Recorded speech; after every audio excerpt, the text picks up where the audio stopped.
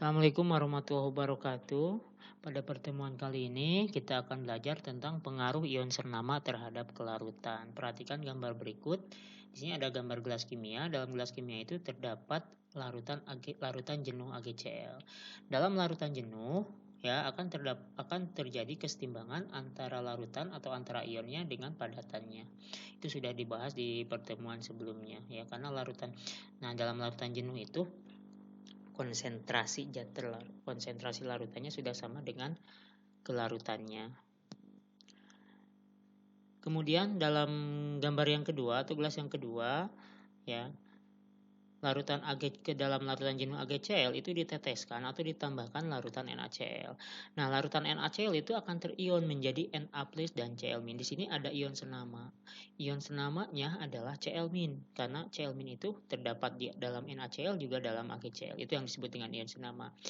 Kalau Cl-nya bertambah ya sesuai asas pergeseran kesetimbangan, maka kesetimbangan akan bergeser ke arah AgCl ya, atau ke arah padatannya, supaya kesetimbangannya tidak berubah atau sesuai tetapan kesetimbangan tidak berubah. Ya, jadi tujuan bergeser kesetimbangan supaya kesetimbangannya tetap atau tidak berubah. Nah, kalau bergeser ke arah AgCl maka akan terjadi endapan ya, karena AgCl itu fasenya es atau endapan ya, atau padatan. Jadi penambahan larutan yang mengandung ion Cl- atau ion sejenis menyebabkan kesetimbangan bergeser ke arah reaksi atau terjadi endapan AgCl. Berikutnya misalkan ke dalam larutan jenuh AgCl tadi juga ditambahkan larutan AgNO3. Di sini ada ion sejenis, yaitu ion sejenisnya adalah Ag+. Jadi sama penjelasannya. Ketika Ag+ ditambahkan konsentrasinya bertambah, maka kesetimbangan akan bergeser ke arah padatan atau endapannya sehingga akan terbentuk endapan ya, jadi sama. Oke, sekarang ini penjelasan submikroskopiknya ya.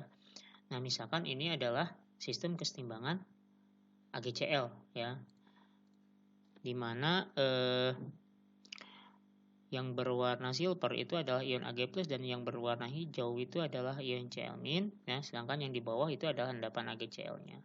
Misalkan ke dalam sistem kesetimbangan ini atau ke dalam sistem kesetimbangan AgCl ini ditambahkan ion Ag+ ya, atau ditambahkan ini. Nah, supaya kesetimbangannya tidak berubah atau supaya tetap, maka akan bergeser ke arah AgCl ya, sehingga endapannya akan semakin banyak ya. Endapannya akan semakin banyak untuk mempertahankan tetapan kesetimbangannya. Nah, ini secara mikroskopiknya. Oke, sekarang secara makroskopiknya ya, ini ada contoh lain yaitu PbCrO4 ya. Terjadi kesetimbangan dalam larutan jenuhnya menjadi Pb2+ dan ion CrO4 2-. Nah, ini adalah kesetimbangan reaksi yang ini, di mana yang berwarna kuning itu adalah endapan PbCrO4 ya. Nah, misalkan ke dalam larutan PbCrO4 ini ditambahkan Na2CrO4, ada ion sejenis yaitu ion CrO4 ya, ion CrO4-nya. Nah, kalau yang ditambahkan itu ion CrO4 2-, maka kesetimbangan akan bergeser ke arah kiri atau ke arah padatan atau ke arah endapannya, sehingga endapannya akan semakin banyak seperti ini ya, sehingga endapannya akan semakin banyak seperti ini. Nah, kalau endapannya semakin banyak ya, berarti yang terlarutnya semakin sedikit. Sehingga bisa disimpulkan bahwa pengaruh ion sejenis terhadap kelarutan adalah